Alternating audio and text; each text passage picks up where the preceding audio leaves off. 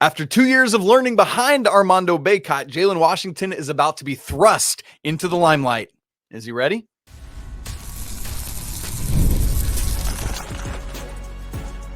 You are Locked On Tar Heels, your daily podcast on the UNC Tar Heels. Part of the Locked On Podcast Network, your team every day. Hey there, what's up? It's Wednesday, August 21st, 2024. Welcome into the Locked On Tar Heels podcast, the only daily North Carolina show out there. I'm your host, Isaac Shea, joined by our good buddy, Coach Pat Kilby, and you're joining us at the place to get your Tar Heels content every single day. It's part of the Locked On Podcast Network.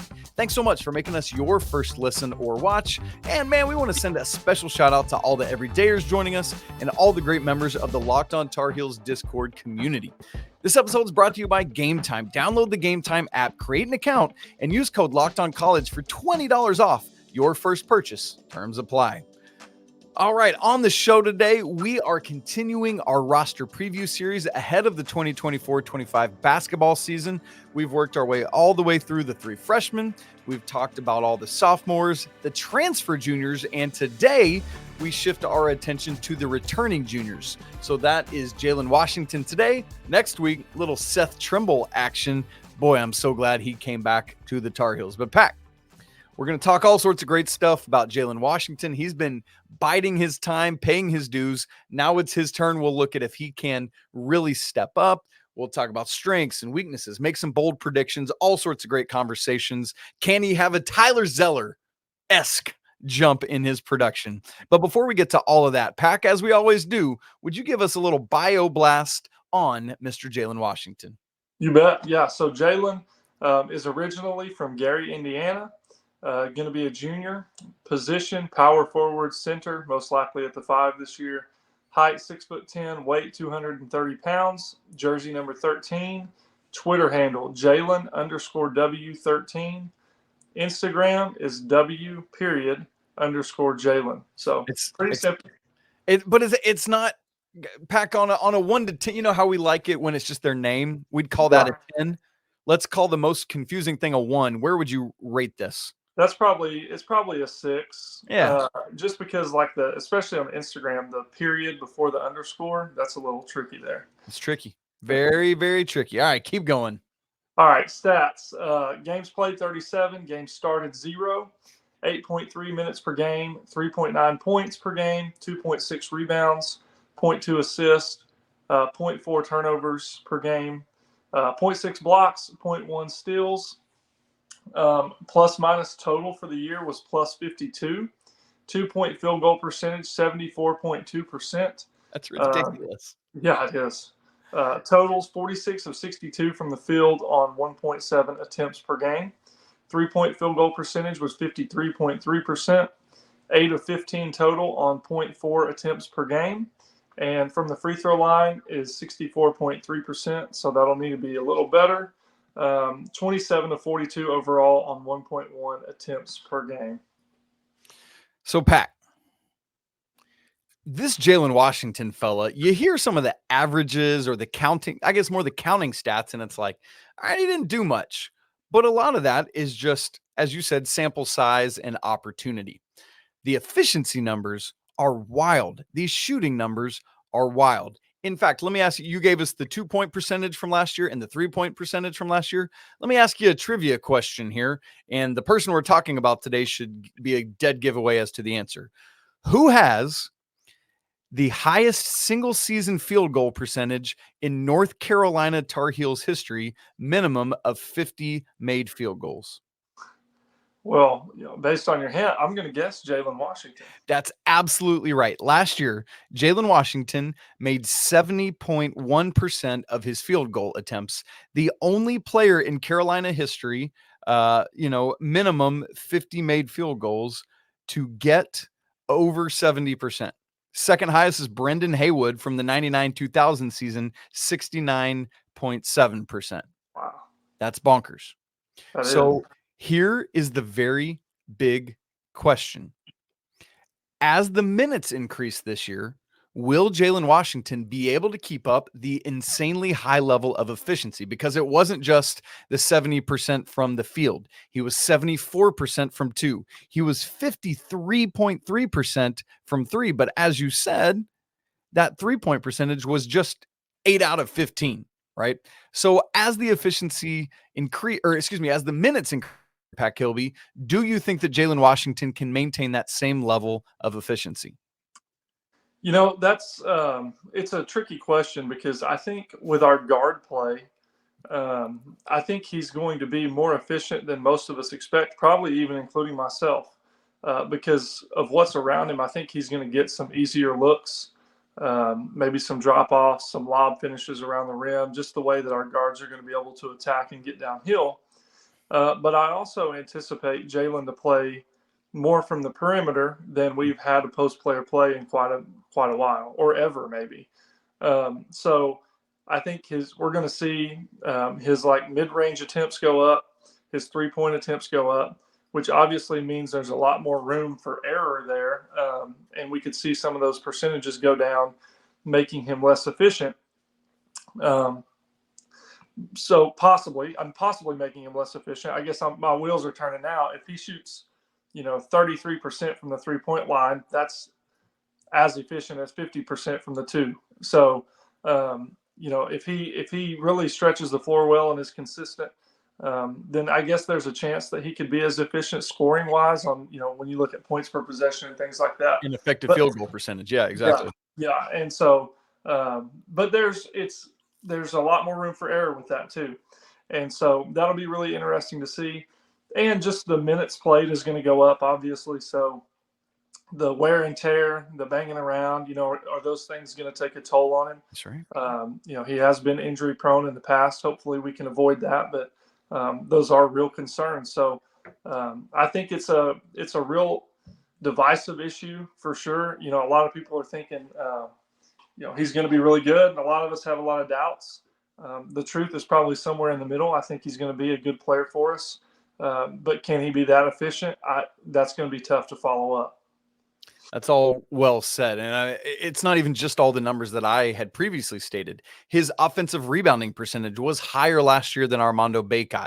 He had the highest offensive rating on the team per 100 possessions last year, above Armando, above RJ, and everyone else that was part of the regular rotation. And so all the possibilities are there. But as you said, Pac, with Carolina not landing any other bigs this offseason, save Tyjon Claude and Ven-Allen Lubin, I just mean like the star level, the higher level capable bigs as you would think about them traditionally, like Jonas Aidoo, like Cliff Omori, etc. With all that not coming through, all signs are pointing to JWash as the starting five. And as you said, people are extremely divided on this. A large portion of the fan base is convinced he's ready to go and is going to be a phenomenal player. And there's nothing to be concerned about. Others are worried that the front court's going to be a straight up dumpster fire. Pac, the talent seems to be there as you watch JWash and everything he can do, but the opportunity has not been. So can he do it? Can he make this big leap, in your opinion? Yeah, I think he can do it. There's no doubt about that. I think he's a different big than we've ever had before. That's, going to be playing a significant role and a significant amount of minutes. So it's going to look different for us. And I think everyone has to go into it with kind of that mindset. He is not going to be Armando Bacot, Kennedy Meeks, Tyler Hansbrough, any of those guys. He's not that way. But he is going to be able to take a leap in just, obviously his production, and he's going to get the opportunity. So I think he can do it. He has the skill set. He has a very smooth shot. Like we talked about, he's been efficient in his opportunities. It's just going to be carrying that efficiency to kind of a larger role.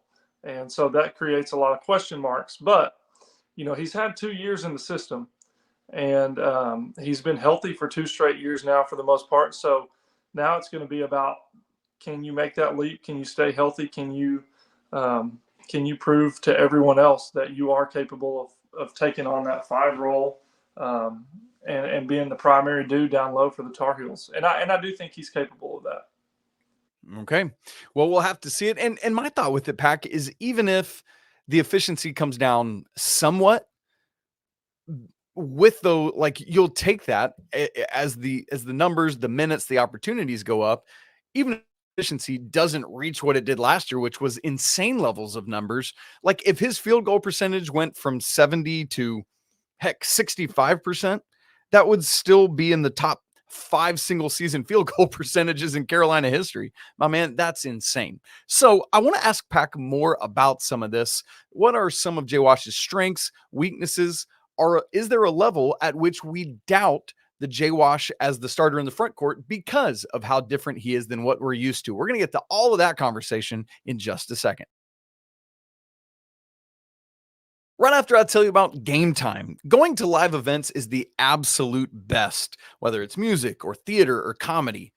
It don't matter, but you know what? Finally, our college sports are coming back. Football starts this Saturday, and I'm looking forward to making all new memories this college sports season. And great news, when you're getting tickets for this year, Game Time has a new feature called Game Time Picks that makes getting tickets for your favorite live events even easier than it already was with Game Time. Game Time Picks filters out the fluff to show you only incredible deals on great seats, so you don't have to waste time searching through thousands of tickets. How about this? Carolina at Minnesota next Thursday to kick off the football season. We learn that tickets really do go down the closer you get to kickoff, just like Game Time always talks about. The cheapest ticket now is down to $24. I've been tracking it all off season. I promise you, that's the lowest I've seen. Heck, you could pay $81 and be just behind the Carolina bench on row 10 at like the 30-yard line, man. That's a great deal for that game. So take the guesswork out of buying tickets with Game Time. Download the Game Time app, create an account, and use code LOCKEDONCollege for $20 off your first purchase. That means you could go to that game for $4. Again, create an account and redeem code LOCKEDONCollege for $20 off. Terms apply. Download the Game Time app today. Last minute tickets, lowest prices guaranteed.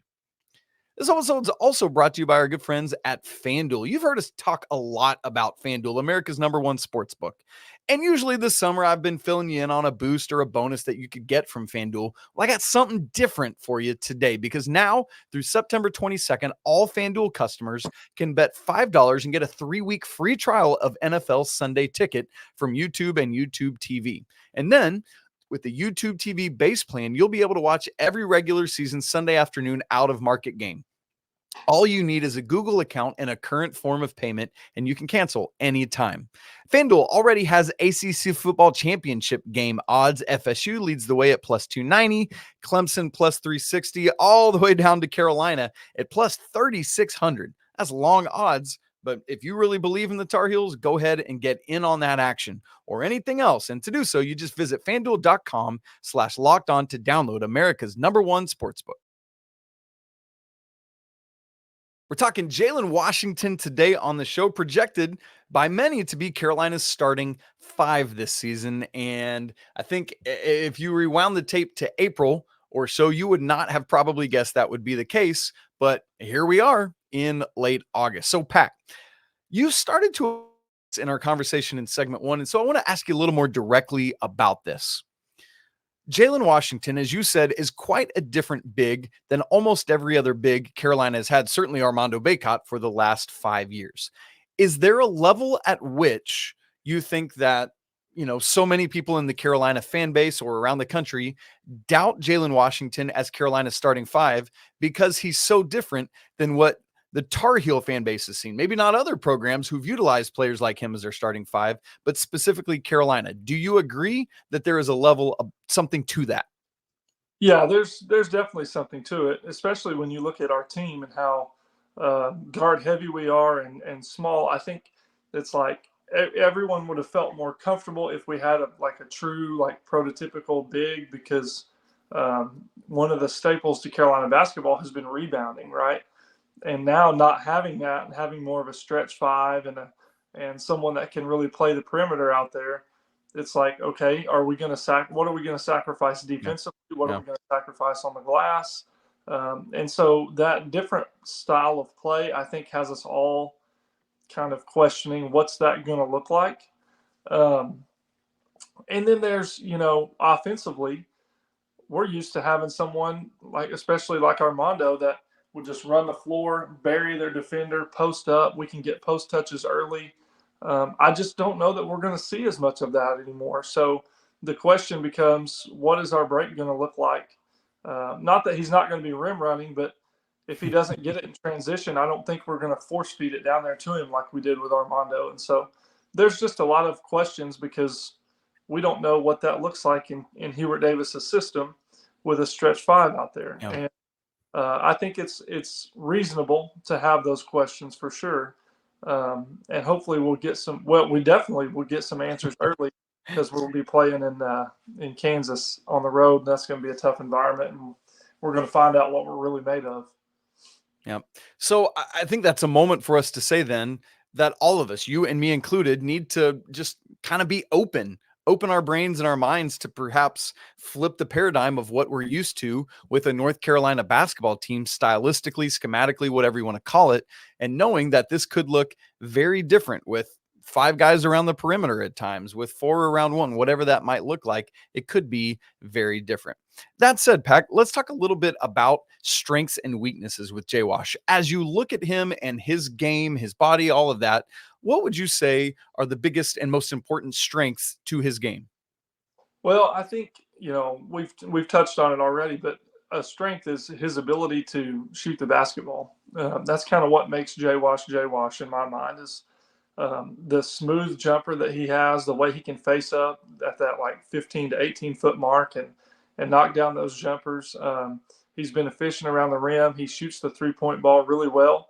Now, we haven't seen it in volume, but we've seen it enough to know the dude can shoot. We just we need more of it, honestly. So those are strengths in my mind. I think you touched on it earlier. In the little snippets of playing time that he's gotten here and there, his offensive rebounding percentage has been really high. So those things are really encouraging. One of the things I think is Jae'lyn's biggest strengths, I always notice when he's out there, I feel like he plays really hard. And he's just, he's a good teammate. You can tell he's committed to Carolina because of the last 2 years and the opportunity he's not gotten. I think it would have been easy for him to transfer. But he's earned this opportunity to be the guy. And so hopefully he takes advantage of it. And I think he's got a lot of strengths that he can rely on. I tell you, I've been one of those doubters that we've talked about. Like I was this summer, I was full on we got to get somebody because I don't know that it can be JWash. And Pack, I cannot tell you how wrong I hope I am, right? I really hope he just comes in and absolutely dominates this thing and rocks it. Pack, let's switch to looking at weaknesses or areas of growth for JWash. As you look at his game, as you look at his stats, where does he really, really need to take some jumps this year? Yeah, my 3 biggest question marks are the physicality. Can he bang around down low? Can he hold his own?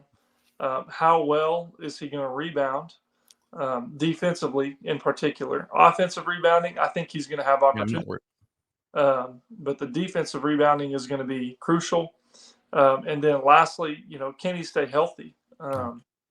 Playing the load that we anticipate he's going to play for Carolina, is he able to stay healthy? And then I guess I'll throw in there too, because there's some question marks about this, his defense, just his ability to move laterally, especially with ball screens and things. Switches, like yeah. How's he going to do with that? But he does have, and I should have mentioned this with the strengths, he's got some good things defensively. His length is really good. He jumps well for his size. So he's got some good qualities, but there are still some questions yet to be answered on the defensive end as well. To your point, he had the second highest block percentage on the entire team last year. The only player with a better one was James Okonkwo. So obviously that was very, very limited minutes. So the actual regular rotation, he had the highest block percentage at 6.9%. For reference, Armando was second behind him at 5.1%. So, again, there's all these efficiency numbers that even in the small sample size seem to be really good. It's just, yet again, we keep asking the question, can it bear out with a bigger sample size? Pack, the weakness I would add, and again, this could be sample size related as well, but of the regular rotation last year, Jalen Washington had by far the lowest assist percentage on the team at 4.3%. 50%.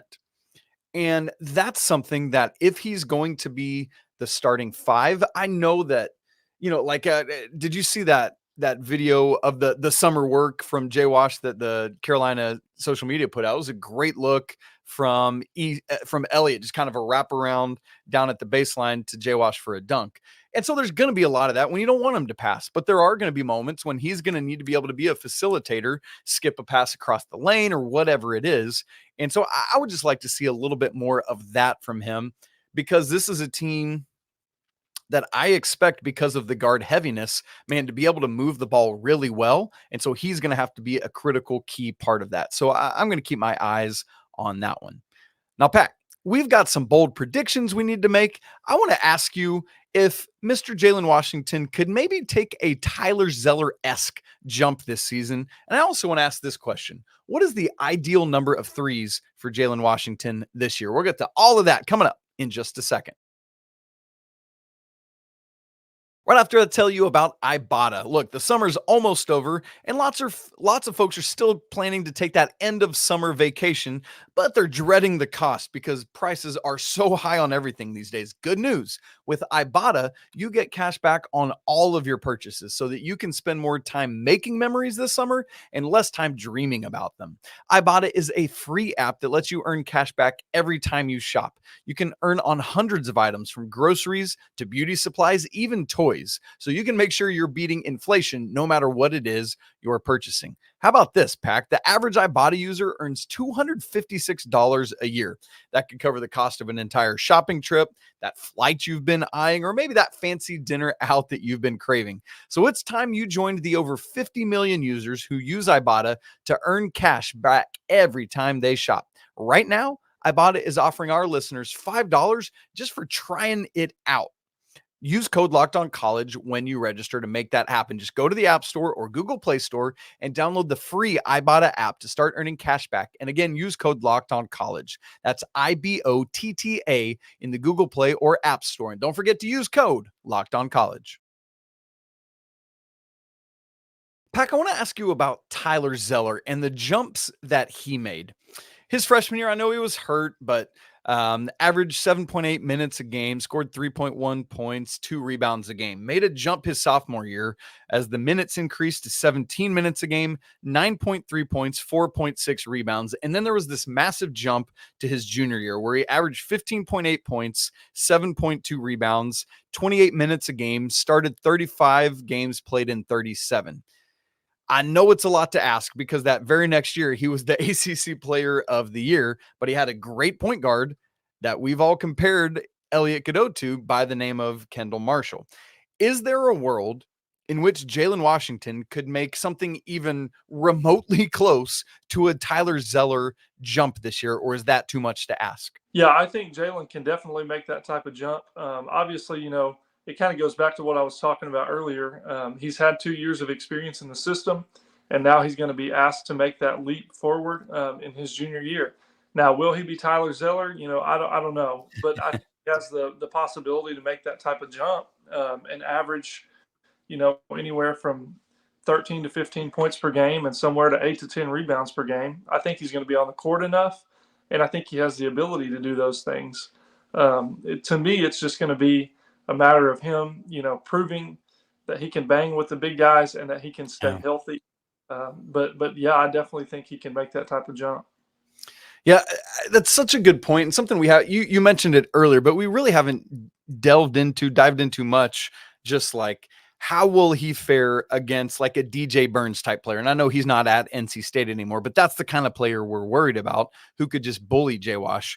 I think the key for me with those things is, can he hold his own enough on the defensive end and then offset it by abusing that player on the offensive end and make it worthwhile? So that's something I want to watch.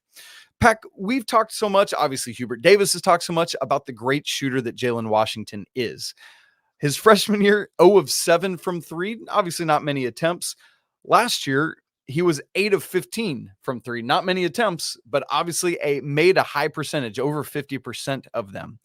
In your mind, what is the ideal number of 3-point attempts for JWash this year? Or maybe asked, because that's difficult to wrap our brains around. So maybe let me ask it this way. Last year, he attempted 0.4 3-pointers a game. The same is true his freshman year. How many threes would you like to see JWash attempt per game? So I think in my mind, the way the question was originally worded, I was thinking somewhere between 75 and 100 total attempts. Okay. So mathing that out, somewhere between 1.5, 2 attempts per game, I think would be about ideal. Maybe a little more here and there, depending on the opponent and how well their bigs can guard him. But if he's taking about 2 attempts per game, I feel good with that. Given how well Coach Davis has said he can shoot, and then last year's numbers, I mean, like we said, small sample size, but above 50%, I think that is enough to justify an uppage in attempts. And knowing we can feel confident in him to knock those tray balls down, I think he should get at least 2 a game. Okay, I like it. So, in your mind right now, is he the starting 5? Yeah, he is. And I'll say this too. Go ahead. Sorry, I just wanted to add this on back to the Tyler Zeller-esque jump. I've been really thinking about JWash and his role and how he fits within the team. I think it's safe to say he's going to be the starting 5. But the thing is, especially this year, maybe his senior year this changes, but this year I don't expect him, and I think we should probably all go in this way. We don't need to look at it, is he dominating his matchup? I think he just breaks even. If it's just even kill, like him, whoever he's guarding and battling with throughout the game are even, then Carolina's going to be in the hunt for a national championship. If he can just hold his own, essentially, this year, I think that's a great point because because it should be advantage Tar Heels in the backcourt game after game after game after game, and so that makes a ton of sense to me, Pack. I love you framing it that way, and now I'm filing that away because I will be able to process Carolina this year in that regard. Can JWash basically be zero-sum game against his direct defensive assignment? And that'll be really, really good. Yeah, I mean, I don't think we're expecting 30, Armando averaged 30 minutes a game last year. I think JWash is going to be in that 20 to 25 range. I think that makes a lot more sense. And then, you flip it around, give Ven-Allen some minutes at the 5, you give Zayden or Tyjon Clark, whatever it is, and that's where we'll go. All right, Peck, we're running short on time, so let's just jump straight ahead to our bold predictions for Jalen Washington's junior year. What do you have for JWash?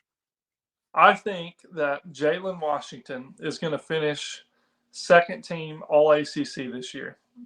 I think he's going to be a guy that just really impresses and pops out and surprises some people and does well enough to finish in second team All ACC.